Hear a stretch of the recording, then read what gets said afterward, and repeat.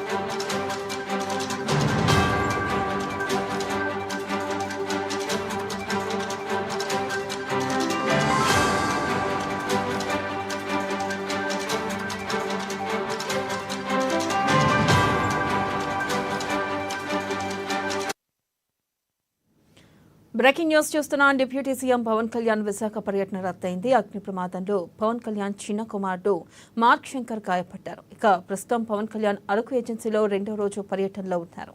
దీనిపై మరింత సమాచారాన్ని మా ప్రతినిధి విశాఖ నుంచి సత్యనారాయణ అందిస్తారు. సత్యనారాయణ, చెప్పండి, అసలు ఏం జరిగింది? పవన్ కళ్యాణ్ కుమారుడి పరిస్థితి ప్రస్తుతం ఎలా ఉంది? అప్డేట్స్ ఏంటి?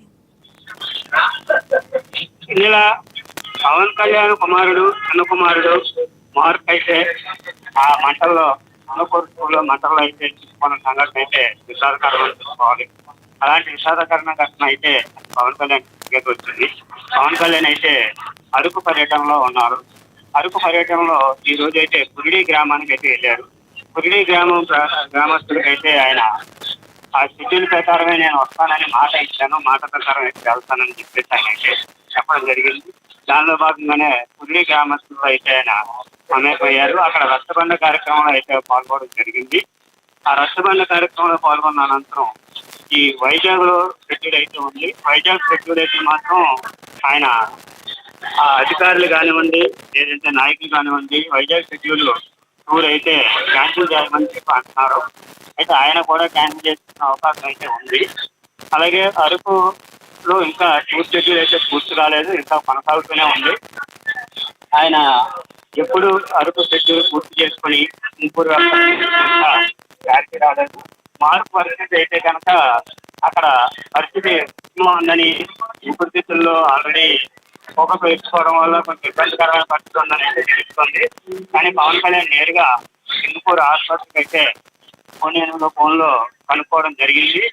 ఆ ఫోన్లో కనుక్కున్న సమాచారం మేరకు ప్రాణాపాయ అయితే లేదని తెలుసుకున్న పవన్ కళ్యాణ్ అయితే ఈ అరకు పర్యటన పూర్తి చేసుకుని సింగపూర్ వెళ్తారనేది తెలుస్తుంది. Right, thank you Satyanarayana.